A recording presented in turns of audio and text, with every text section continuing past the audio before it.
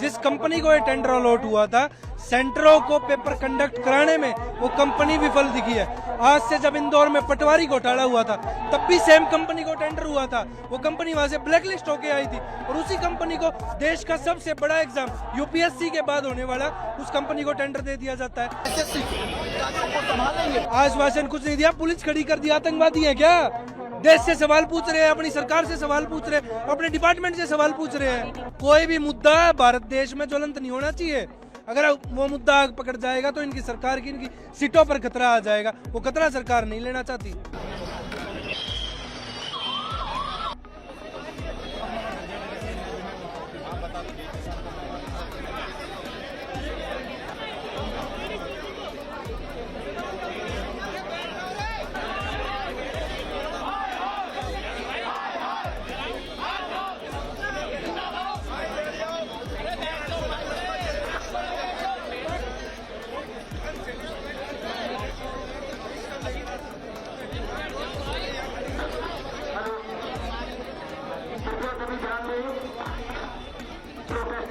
यहाँ धरना प्रदर्शन में आए हुए हैं।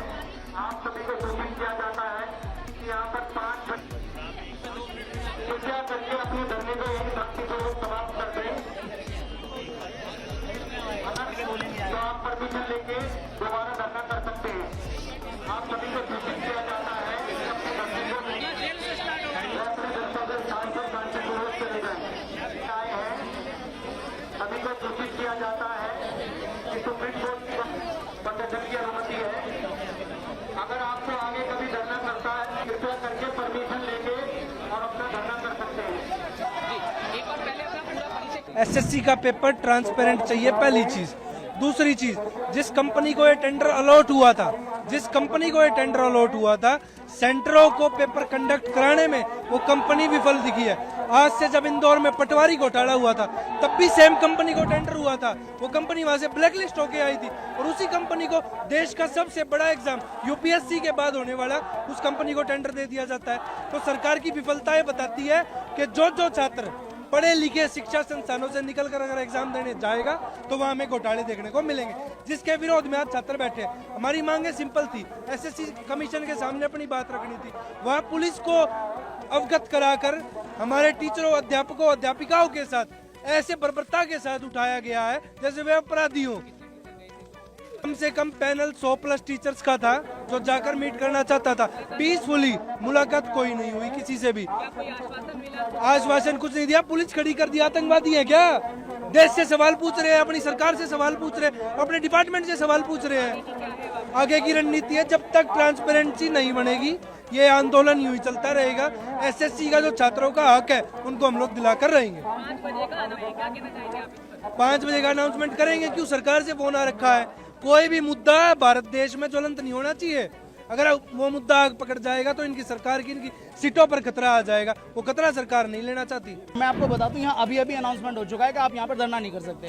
ठीक है, हमारा दोष क्या है, हम शांति से खड़े हैं, बैठे हैं, बच्चे बैठे हैं। ये बच्चे बिहार से आए हुए हैं, उत्तर प्रदेश के, हरियाणा, राजस्थान के।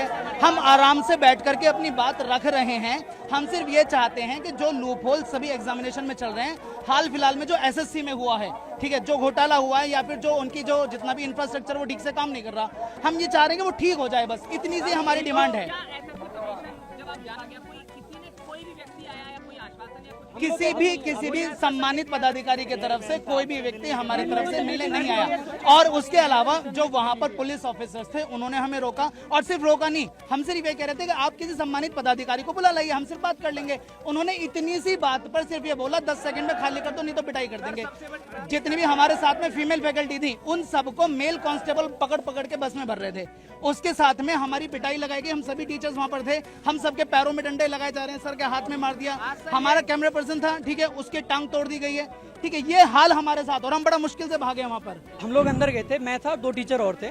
जो डायरेक्टर लेवल पे हमारी मीटिंग हुई थी एसएससी ऑफिस में, और अगर आप उनके जवाब सुनेंगे ना तो आपको हंसी आएगी। हमने एक पॉइंट रेज करा कि जैसे आज 24 तारीख को पेपर हुआ और 25 को उसी लेवल का जो पेपर हो रहा है उसमें 70% क्वेश्चन रिपीटेड हैं।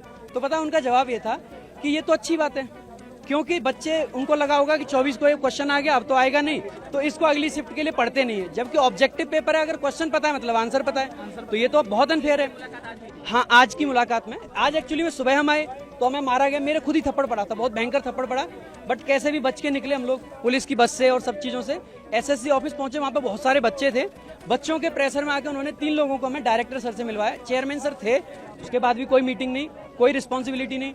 उनका कहना है कि जैसे हमने बताया, मैं पूरा एक ड्राफ्ट बना के ले गया था, पिछले 4 दिन से उस चीज़ पर मैंने काम किया, पूरा डिटेल में हर एक चीज़ का प्रूफ उसमें डाला मैंने, एक एक छोटी से छोटी चीज़ का प्रूफ डाला, खुद ही ड्राफ्ट बनाया रेलवे के लिए, एसएससी के लिए, और सारे प्रूफ्स भी अटैच करे। तो उनका कहना था कि ये जो प्रूफ्स है ना, आपको कहाँ से मिल रहे हैं ऐसी चीज़ें।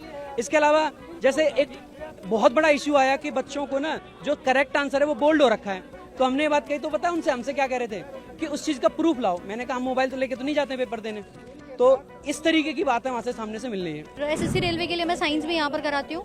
रेलवे में तो ये डिस्क्रिपेंसीज थी, रेलवे का कोई एनुअल कैलेंडर नहीं है, बहुत सारी यहाँ पर गलतियाँ हो रही हैं, पेपर में कोई वैकेंसी सामने नहीं आ रही है क्लियरली। लेकिन एसएससी के अंदर भी पहले आपने वेंडर चेंज कर दिया, और उसके बाद अब यहाँ आज जो टीचर्स के साथ सिर्फ शांतिपूर्ण बात करने के लिए बात यहाँ पर रखी गई थी, उसके बाद भी फीमेल टीचर्स को भी यहाँ पर इतनी गलत तरीके से मेल कांस्टेबल ने खींच करके डिटेन किया है। जी हाँ, मैं भी वहाँ पर थी जिनको की डिटेन कर लिया गया है। और सर एक सबसे बड़ी बात,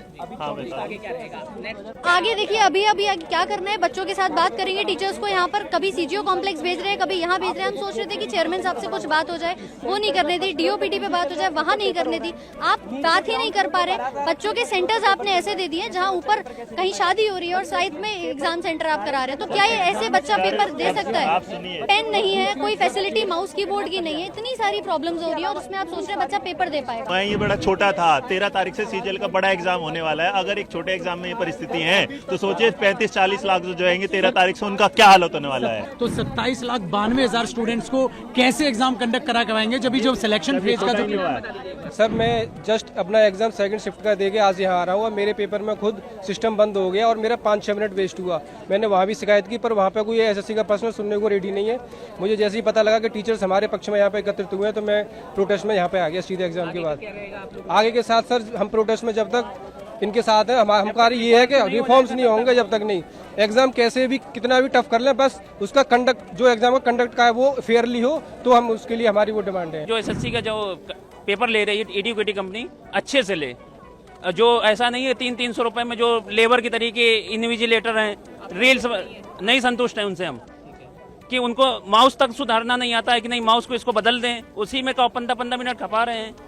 और 1 घंटे का टाइम में अगर 15 मिनट ऐसे चला जाएगा तो पेपर कितनी देर में करेंगे हम लोग?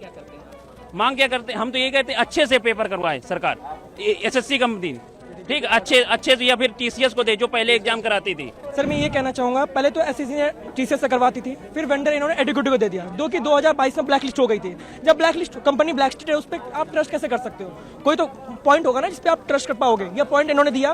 क्या एसएससी का तो रीजन हर जगह है, एसएससी नॉर्थ रीजन भी है, ईस्टर्न रीजन भी है, साउथ का रीजन भी है। क्या एसएससी के डिपार्टमेंट से ये देखा गया कि जहां जहां नया सेंटर बना है कि टीसीएस अपना सेंटर तो वापस कर ले लेगी, वो तो अपने एनटीपीसी को करवाएगी या बैंकिंग को करवाएगी, एसएससी को नहीं करवाएगी? क्या एसएससी द्वारा ये देखा गया कि जो सेंटर बच्चों को अलॉट किया जा रहा है, सर्वर ढंग से काम कर रहा है कि नहीं कर रहा है, या जो बच्चे हैं सेवा के लिए, क्या वो ठीक है? यहाँ पे कोई है ही नहीं, कोई मतलब ही नहीं हो रहा है। सर ये कहना चाहेंगे हम कि एडुकेटी को हटाओ, समय लो, एडुकेटी से मत करवाओ, हमें ऐसा कुछ नहीं, एडुकेटी से मत करवाओ। अब करवाना ही है तो किसी ऐसे वेंडर को दो जो अच्छे से कंडक्ट करवा सके। सुप्रीम कोर्ट की गाइडलाइन के अनुसार 5 बजे तक चर्चा करके जंतर मंत्र परिसर को खाली कर रहे हैं। सुप्रीम कोर्ट की गाइडलाइन के अनुसार